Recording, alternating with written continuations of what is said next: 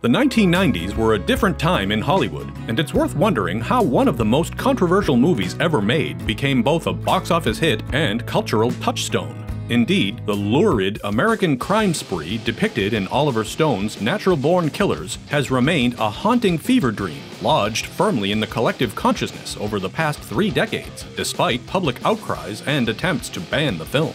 The themes of Americans' obsession with violence, as magnified through mass media, have only gotten more topical since the movie's release, but the production itself was grueling, and the movie elicited major post-release outrage. Let's get all riled up and find out what the happened to this movie. Natural Born Killers came from a screenplay written by Quentin Tarantino, with a story focusing on a man and a woman who get married and go on a cross-country killing spree. Tarantino had hoped to direct it himself for $500,000, although his screenplay also named his Video Archives co-worker Rand Vossler as director. The pair failed to secure funding. This is a robbery. And attempted to make it themselves, shooting guerrilla style with 16mm black and white film and no legal permits. Once that attempt failed, Tarantino sold the screenplay to producers Don Murphy and Jane Hamish for a meager $10,000. Vossler reportedly threw a fit and threatened legal action, but ultimately retained a co-producer credit despite having no involvement in making the final film. Once the producers set up the project at Warner Brothers, Oliver Stone caught wind and immediately became interested in the script. Stone had experienced severe hardships and exhaustion during his previous film, Heaven and Earth, which was also a box office flop, and he vowed to make a much more straightforward, commercially appealing, and exhilarating movie. The main characters in Natural Born Killers, Mickey and Mallory Knox, are said to be based on Charles Starkweather and Carol Fugate, a notorious young Nebraska couple who went on a killing spree throughout the Midwest in 1958. This same couple inspired Terrence Malick's Badlands. However, once Stone retooled the script, he attempted to parallel the story more with Bonnie and Clyde, one of his favorite movies growing up.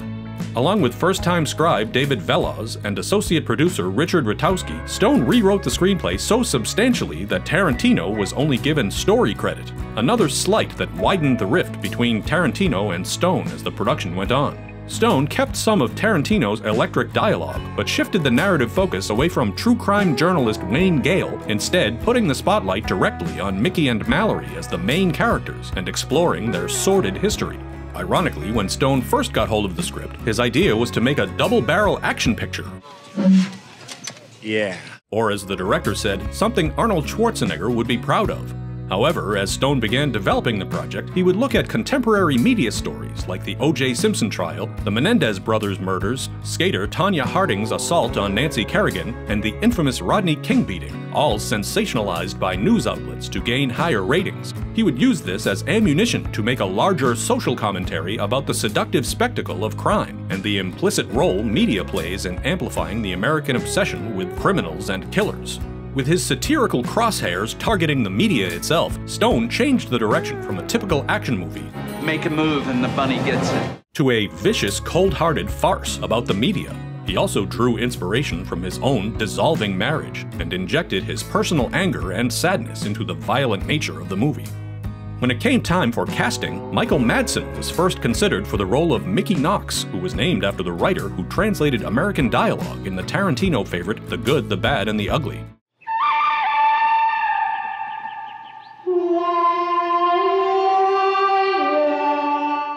When the studio wanted a softer, less intimidating persona for a lead, Stone set his sights on actor Woody Harrelson, who was still primarily known at the time for his goofy bartender on Cheers. Stone was interested in casting him against type, and also said, "There's something about Woody that evokes Kentucky or white trash." Harrelson later noted that Stone cast him because he had, quote, "the look of violence in his eyes." It's unclear whether Stone also considered Harrelson because his father, Charles Harrelson, was a hitman who assassinated the first federal judge in the 20th century. Believe it or not, Stone offered singer-songwriter Tori Amos the role of Mallory. According to her biography, Amos was interested until Stone explained that he wanted to use her song "Me and a Gun" for a scene where Mallory kills someone. Because the song was based on Amos's own traumatic real-life rape, she allegedly slapped Stone in the face and summarily declined the role. Just let me explain here. Where do I begin?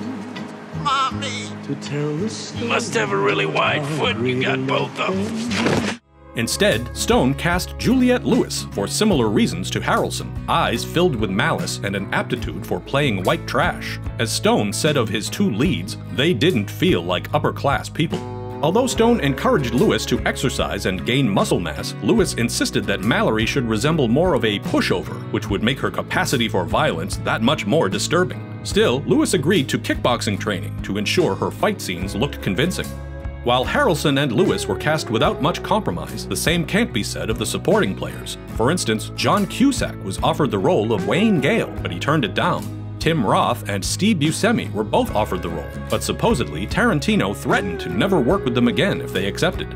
When Robert Downey Jr. was cast as Wayne Gale, he researched the part by spending time with Steve Dunleavy, an Australian TV host known for popularizing shocking and sensationalistic crime sprees. After his experiences with Dunleavy, Downey convinced Stone to let him play the part with an Australian accent. No one is born evil, Ricky. It's something you learn. Screen veteran Jack Palance was offered the part of prison warden Dwight McCluskey, but he declined due to the extreme violence in the script. The part instead went to Tommy Lee Jones, who had just worked with Stone in Heaven and Earth. Jones partially attributed his over-the-top performance to Molière's satirical social climber play Le Bourgeois Gentilhomme. For unhinged detective Jack Scagnetti, Gary Oldman, James Woods, and Chris Penn were considered. According to the late Tom Sizemore, who was partnered with Penn in True Romance, based on another Tarantino script, he won the part by performing a monologue for Stone in a bar parking lot. Sizemore might have gotten a bit more than he bargained for. In the scene where Mallory smashes Scagnetti's face into a cement wall, Juliette Lewis genuinely broke the actor's nose. Broke my nose! Perhaps most controversial was the casting of Rodney Dangerfield as Mallory's abusive father. Primarily known for stand-up comedy, I mean, I don't get no respect from anyone. Well, last week my house was on fire. My wife told the kids, be quiet, you wake up daddy. Dangerfield did not understand what Stone was trying to achieve by shooting a father sexually abusing his daughter in the visual aesthetic of an old sitcom. Dangerfield had great difficulty performing his part during filming, so to address his concerns, Stone allowed him to rewrite the character's dialogue, including the profanity-laced tirades. Although that didn't solve everything, Dangerfield was apparently so disturbed by the material that he refused to perform a scene groping Mallory's buttocks, and 2 stunt doubles were used instead. Despite his apprehension, Dangerfield would earn praise for his only dramatic role, which made Oliver Stone proud that Dangerfield's concerns were rewarded with critical appreciation once the film was released.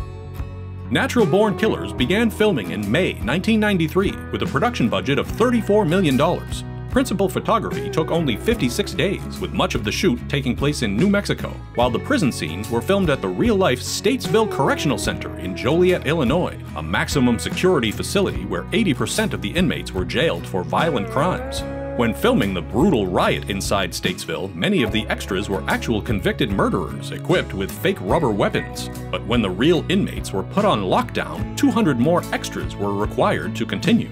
Between this authenticity and Stone reportedly playing tribal African music at full volume on set, the result was a heightened sense of chaos and panic among the cast and crew that played well into the ramped-up riot sequence.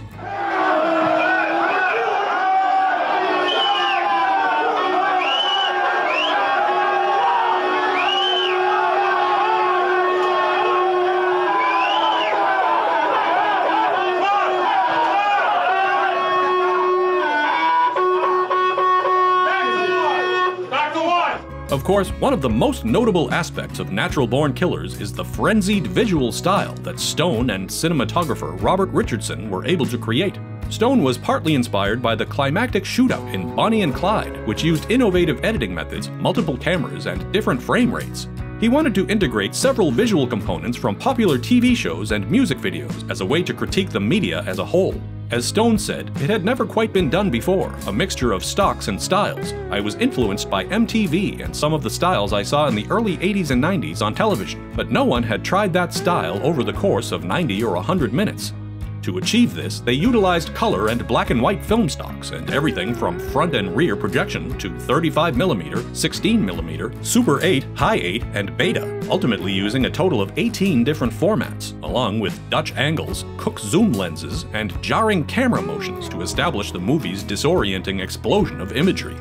But DP Robert Richardson, who had previously used multi-format techniques for his Oscar-winning cinematography on Stone's JFK, had an absolute nightmare experience working on Natural Born Killers. Richardson not only hated the script from the beginning, but he also only had 56 days to complete the demanding task of filming such a trippy and unique visual tableau. For Richardson, the script conjured painful memories of his past, with a lingering PTSD leading to insomnia and an overdependence on sleeping pills during filming. Over the course of the production, Richardson also broke his finger filming the POV shot of Mallory sprinting into wire mesh. He also found his marriage on shaky ground and dealt with his brother falling into a coma. While Richardson distanced himself from the film once his work was completed, he admitted that those hardships actually gave him a creative energy necessary for finishing the job. Perhaps most ironically, Richardson has gone on to become Quentin Tarantino's longtime cinematographer after both roundly rebuked Natural Born Killers. Stone made his aesthetic choices as a way to underscore the themes of violence in media and the trend of exploitative tabloid TV journalism in the 1990s. The director refers to the frequent transitions from color to black and white footage using repeated lines of dialogue as vertical cutting to create an objective outer moment juxtaposed with the subjective black and white inner moment of characters' emotions. For example, in the diner scene, when the waitress takes Mickey's pie order, the color version depicts her natural thoughts as the outer moment, while her flirtatious nature in black and white is meant to represent Mickey's inner moment. Similarly, when the redneck calls Mallory pussy in the colorized outer moment, a quick flash cut to Mickey covered in blood represents his own wrathful inner moment. Part of the multimedia blend included Stone's scathing criticism of TV commercials, which was meant to emphasize how emotionally soothing American TV advertisements were in relation to horrific events. To represent the trend of comforting TV commercials airing after tragic real-life news, Stone timed every commercial in the film to come directly after a violent incident or demonic appearance. To this end, Stone made use of two iconic Coca-Cola polar bear ads from the 1990s. According to Stone, the beverage corporation granted him permission to use the brand as product placement, despite knowing the movie's subject matter. But when the company executives saw the film, they were outraged by Stone's subversion of the ad. Stone also took aim at how other significant current events had been presented to audiences. The scene in which Wayne Gale interviews Mickey Knox in prison was modeled after Geraldo Rivera's interview with Charles Manson and Mike Wallace's interview with Panamanian dictator Manuel Noriega. Mallory's beatdown by police outside the pharmacy was meant to evoke the infamous Rodney King assault that had sparked public outcry and launched a debate about police brutality, a topic that's only become more relevant in the 30 years since. As for the movie's mysterious shots featuring a headless man, Stone claimed that he got the idea from a dream and said that the haunting visions represent Mickey's father, who committed suicide by blowing his head off with a shotgun. These visions were meant to represent the psychic toll of Mickey's scarred past. He cannot escape the cycle of violence passed down by his father. After principal photography on the movie wrapped in July 1993, it was followed by an additional 11 months of laborious editing to achieve the striking, surreal blend of psychedelic visual styles. Most feature-length films of the time contained around 600 or 700 editorial cuts, but Natural Born Killers featured nearly 3,000 cuts to accomplish the multimedia mashup Stone was aiming for. When the studio submitted the film to the MPAA, Stone was informed he would have to reduce the carnage in order to avoid an NC-17 rating. Stone trimmed roughly 4 minutes of bloodshed to get an official R rating, although the edits were reinserted into the 1996 director's cut of the film, which also includes a lengthy courtroom scene featuring Ashley Judd as one of Mickey and Mallory's sorority house victims. One scene that didn't make the cut was an alternate ending in which Mickey and Mallory pick up Arliss Howard's character Owen, the ghostly inmate who helps them escape from prison. In the alternate ending, Mallory pleads for her life before Owen shoots her and Mickey dead. While Stone admits the vanishing image of Owen in the opening diner scene foreshadows this version, the director ultimately opted for the movie's final ambiguous ending because movie bad guys in the 1990s tended to get away with their crimes. Natural Born Killers was officially released in North American theaters on August 26, 1994. Despite the swirling controversy, or because of it, the movie opened on top at the box office with $11.2 million, before eventually earning more than $50 million domestic and $110 million worldwide. The polarizing nature of the movie was reflected in the critical chasm among top reviewers at the time. Roger Ebert awarded the film 4 out of 4 stars and listed it as the 8th best film of 1994. By contrast, Rolling Stone's Peter Travers labeled the film as his #1 worst of the year.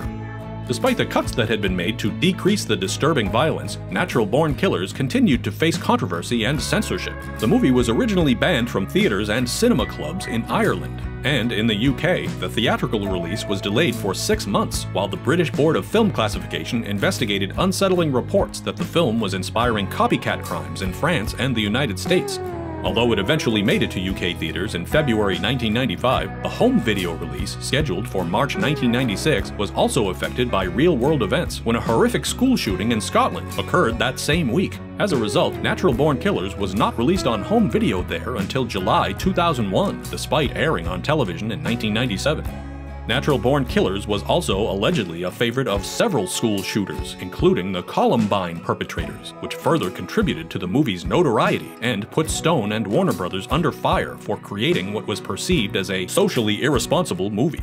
Additionally, in 1995, teen couple Sarah Edmondson and Benjamin Darris dropped acid and watched Natural Born Killers on a loop, followed by a multi-state crime spree in which a store clerk named Patsy Byers was shot and paralyzed, and a man named William Savage was killed. With the help of Savage's longtime friend, famous author John Grisham, Byers attempted to sue Oliver Stone and Warner Brothers on the basis that Natural Born Killers was inciting real-life violence. The case was initially thrown out, with Stone and the studio granted protections under the First Amendment. However, in May 1998, the lower court decision was overturned by the Intermediate Louisiana Court of Appeals, and the case was retried. The next 3 years were a fraught time in Hollywood as the entire film industry awaited the outcome. But in the end, the Court of Appeals dismissed the lawsuit in a watershed decision demonstrating that fictional Hollywood movies were not culpable for inspiring real-life copycat crimes.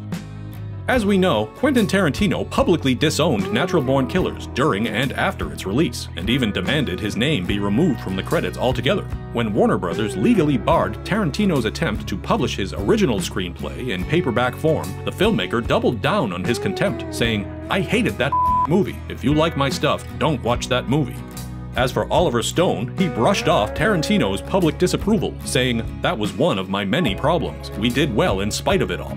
Stone also has few regrets about the finished work, aside from Mickey using a joke as a means of escaping prison, and a character arc for Pruitt Taylor Vince's prison guard that was left on the cutting room floor.